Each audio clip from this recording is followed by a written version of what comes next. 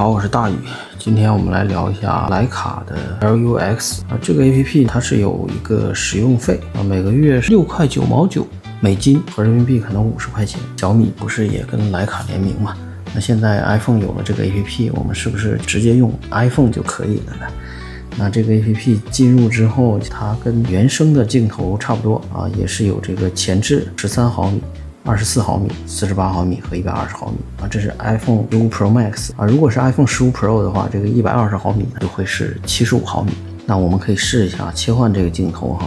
那切换的时候，它就这么直接的，它是这种硬的切换，它不是这种可以像原生一样是这样滑动变的。它这个48毫米其实也是一个主摄的裁切，因为 iPhone 背面其实只有3个镜头，这里有了4个，长焦和广角都是这个原生的。包括这个24毫米也是原生的主摄48毫米就肯定是主摄裁切的了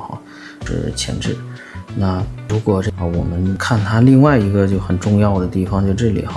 它可以切换这些不同的徕卡滤镜，各种各样的徕卡滤镜都有，很多这个黑白就有好几种了那我一般喜欢用的是自然、经典和鲜艳，那现在就是标准。你选中一个，它还有信息的介绍。更重要的是左边这个是看相册就已经拍的照片这样进来之后，我们可以在这里加上徕卡的水印它就变得跟小米一样了，可以在这儿存储或者共享它右下角这个按钮模式呢，它有一个照片模式和这个光圈模式。如果我们到这个光圈模式之后我们就可以看到这个镜头就变成4个镜头。第一个呢是徕卡28毫米，这个是35毫米的。50毫米，每次还会出这个镜头的图这个其实还挺耽误时间的，速度还挺慢的。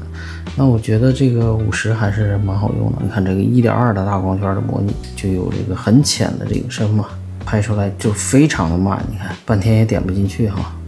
现在到了一个假死的情况，现在没有办法采用了重新进一下这还是模拟的 1.2 的大光圈。在这里还有很多信息包括直方图、自拍、闪光灯，这是滤镜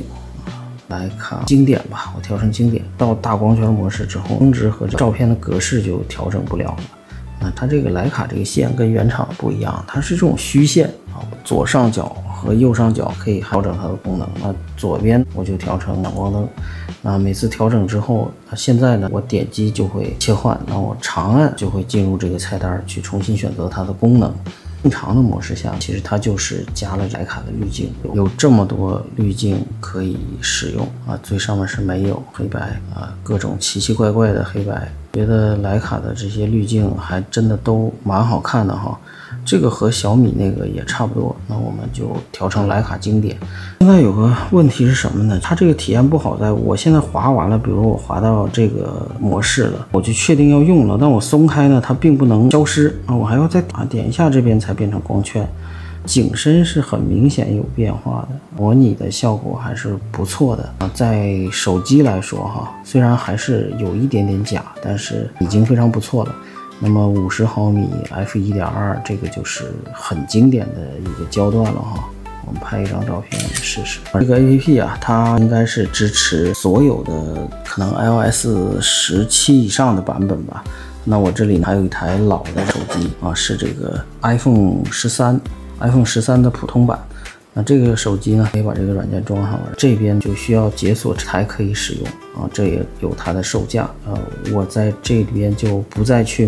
重新再买一遍了这里是我就不能切换镜头因为这个切换镜头就专业版。那如果你没有购买专业版的，那你就可以只能用28毫米这一个焦段再拍光圈模式。那如果在普通模式呢，其实你受的影响不大这2个镜头都是可以调用的。这 iPhone 13只有2颗镜头，一个主摄和一个广角，还有一个前置，这是广角。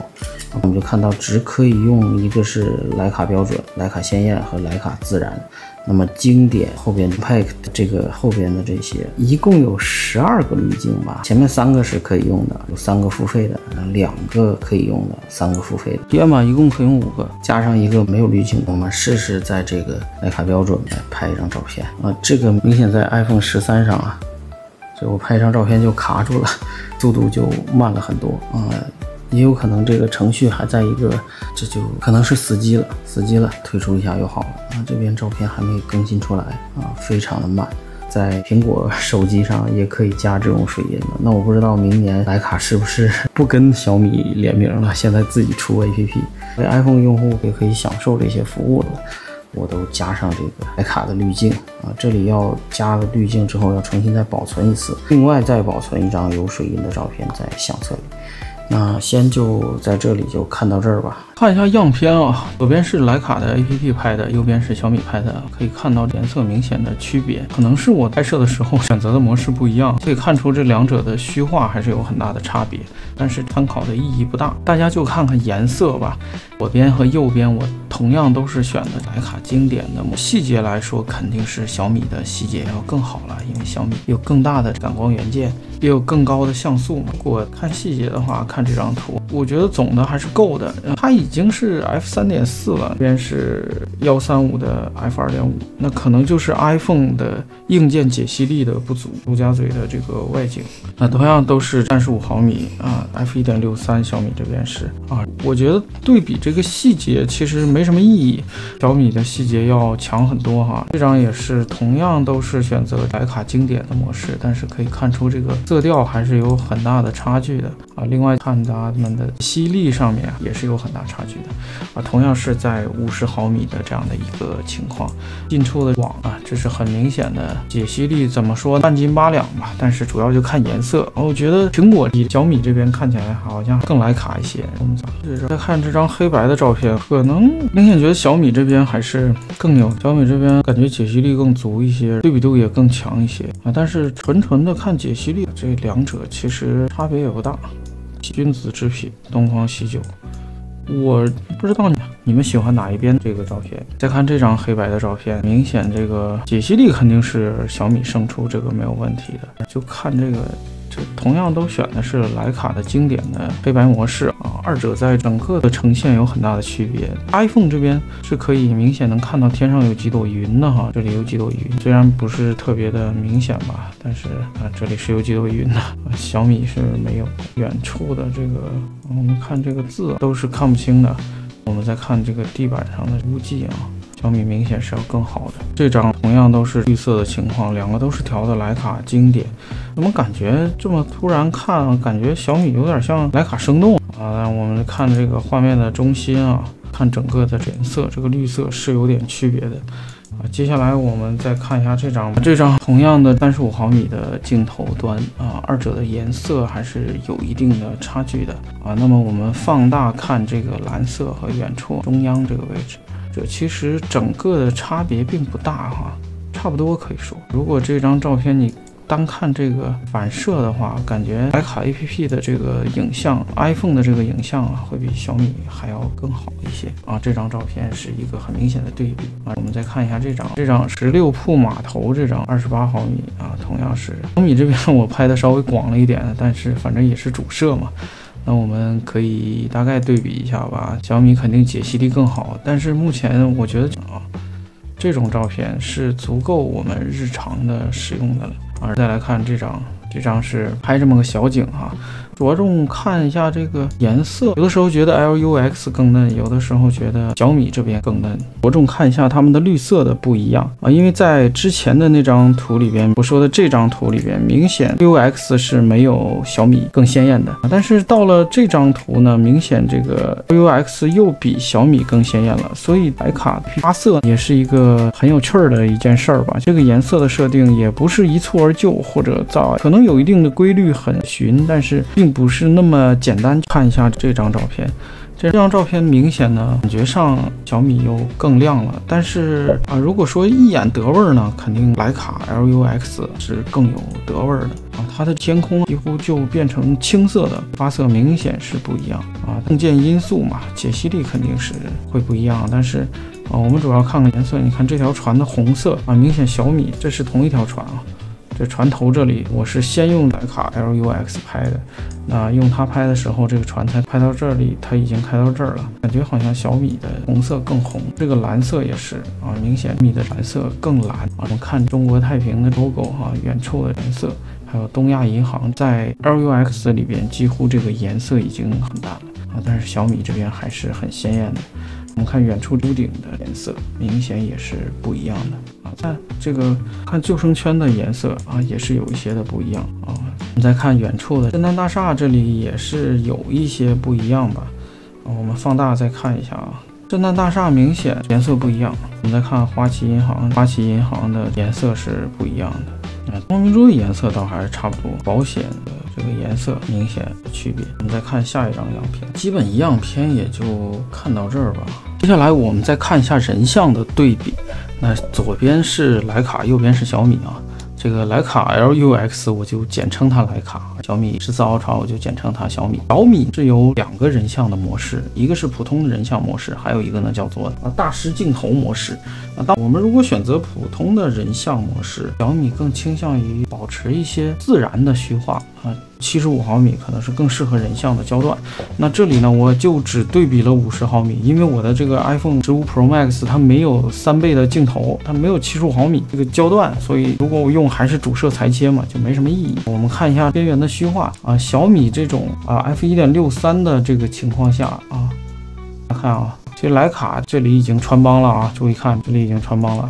那小米呢，这个还算不错吧，我们可以放大看一下啊。小米的更人像的效果啊，这个小姑娘的面部皮肤啊，感觉好像也更好一些啊。这是小米的普通人像模式。那如果我把小米开成 f0.95 的这个 f0.95 的疯狂人像模式呢，也会穿帮一样的。大家看这里也是一个穿帮啊，整体的人像的效果差不多，跟这个苹果呢，我觉得几乎没有什么太大的差别吧。我觉得不太适合这样来拍人像，这样拍人像还真的感觉玩的有点大吧，就没有必要。看另一张人像吧，这张小姑娘的，我也没有什么其他的模特啊，拿我女儿来做这个模特。看这张也是啊，我感觉这个乍一看上去没有什么太大的差别啊。我觉得放大到这样可能也就是极限了。我觉得二者的整个虚化，小米可能稍微好一点，但总的来说都没有必要。